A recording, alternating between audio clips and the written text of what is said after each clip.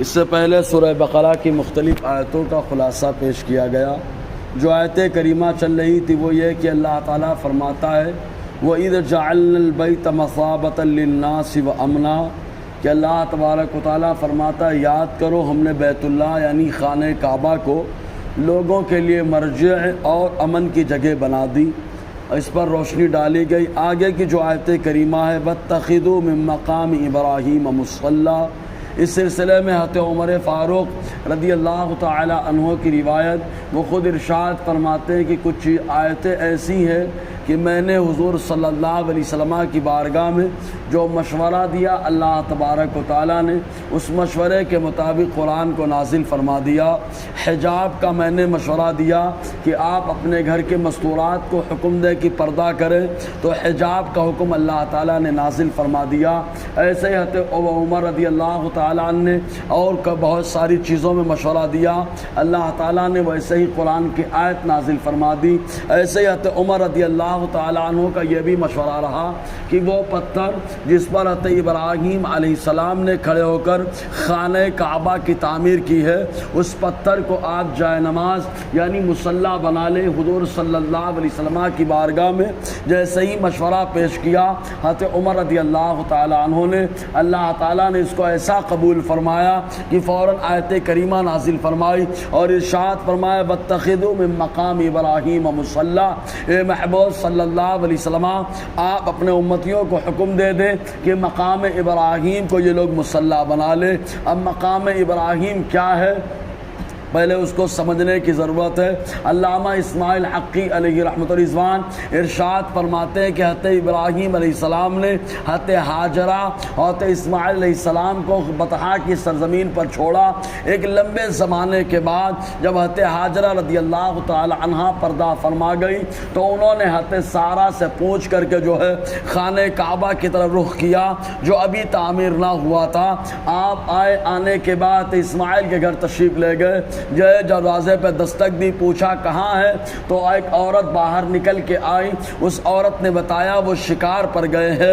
حضرت ابراہیم علیہ السلام نے پوچھا تم کون ہو، تو اس عورت نے جواب دیا حضرت اسماعیل علیہ السلام میرے شوہر ہے، وہ شکار کرنے کے لیے گئے۔ حضرت ابراہیم نے فرمایا کیا ضیافت کے لیے کچھ ہے، کیا تم مہمان نوازی کر سکتی ہو؟ تو اس عورت نے کہا بڑی تنگ دستی میں گزارا چل رہا ہے، بڑی پریشانی کا معاملہ درپیش ہے، اور بس اتنا کہہ کر وہ خاموش ہو گئی۔ حضرت ابراہیم علیہ السلام نے خالی اتنا کہا جب تمہارے شوہر آئیں تو ان کو بتا دینا کہ اپنے دروازے میں جو چوکھٹ ہے اس چوکھٹ کو بدل ڈالے، اس لیے کہ یہ چوکھٹ صحیح نہیں ہے۔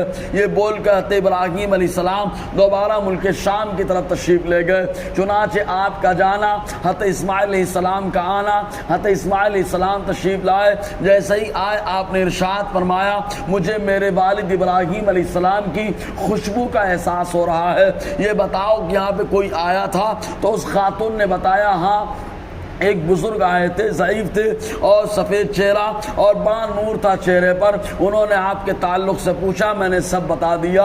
تو یہ بتاتے اسماعیل علیہ السلام نے فرمایا یہ بتاؤ کیا انہوں نے کوئی پیغام بھی دیا ہے؟ تو عورت نے کہا ہاں پیغام اتنا دیا ہے کہ اپنے چوکھٹ کو بدل ڈالے، چوکھٹ صحیح نہیں ہے۔ تو حضرت اسماعیل علیہ السلام نے فرمایا وہ میرے والد ہے، ان کا نام ابراہیم ہے، اور انہوں نے جو پیغام دیا ہے وہ یہ دیا کہ میری بیوی صحیح نہیں ہے اور اس کو طلاق دے کے اس کو چھوڑ دے۔ حضرت اسماعیل علیہ السلام نے فوراً اپنے والد کے فرمان پر عمل کیا اور اس کو روانہ کر دیا اس کے قبیلے کی طرف، اور دوسری شادی کر لی۔ اور اس کے بعد حضرت ابراہیم علیہ السلام کا پھر آنا ہوا۔ جب آنے کے بعد پھر اتفاق ایسا، حضرت اسماعیل علیہ السلام باہر، آپ نے دروازے پہ دستک دی، عورت نکلی، عورت سے پوچھا کہاں ہے؟ کہا شکار کرنے کے لیے گئے ہیں۔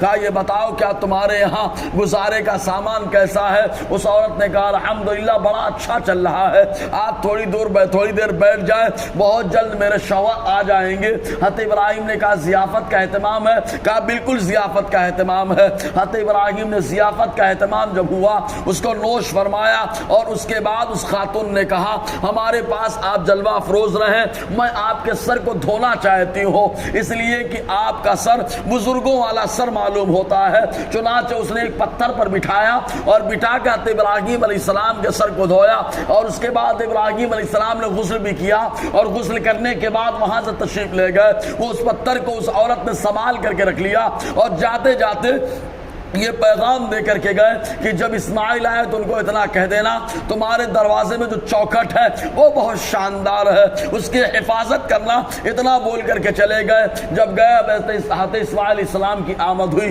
آپ نے فرمایا کوئی یہاں آیا تھا؟ کہا ہاں ایک بوڑھے شخص تھے، بڑے چہرے پہ بڑا نور تھا اور بڑے خوبصورت، میں نے ان کی ضیافت کی، ان کے سر کو دھویا، انہوں نے غسل کیا، اور انہوں نے جس پتھر پر وہ بیٹھے تھے اس پتھر کو میں نے سنبھال کر کے رکھا ہے۔ حضرت ابراہیم اسماعیل علیہ السلام نے ارشاد فرمایا وہ بوڑھے شخص کوئی اور نہیں ہے، وہ میرے والد ہیں، یہ بتاؤ انہوں نے پیغام کیا دیا ہے؟ تو انہوں نے بتایا پیغام یہ تھا کہ آپ تمہارے دروازے کا جو چوکھٹ ہے بڑا خوبصورت، اس کو سنبھال کر رکھنا۔ تو آپ نے فرمایا اس کا مطلب جانتی ہو؟ کہا کیا مطلب ہوتا ہے؟ حضرت اسماعیل علیہ السلام نے فرمایا اس کا مطلب ہوتا ہے کہ میری بیوی بہت اچھی ہے، بہت سمجھدار ہے، اس کو سنبھال کر کے رکھنا۔ چنانچہ وہی پتھر کو آپ نے سنبھال کر کے رکھا جس پتھر پر آپ نے غسل دیا۔ تیبارہ جب تشریف لائے تو آنے کے بعد ابراہیم علیہ السلام نے اپنے بیٹے اسماعیل سے کہا کہ اللہ تبارک و تعالیٰ نے ایک حکم دیا ہے، اس حکم پر عمل کرنا ہے۔ آپ نے پوچھا کیا حکم ہے؟ کہا خانہ کعبہ کی تعمیر کا اللہ تعالیٰ نے حکم دیا ہے۔ کیسے حکم دیا، کیسے عمل ہوگا، انشاءاللہ آئندہ گفتگو رہے گی۔ اللہ تعالیٰ ہم سب کو فیضان قرآن، برکات قرآن سے مالا مال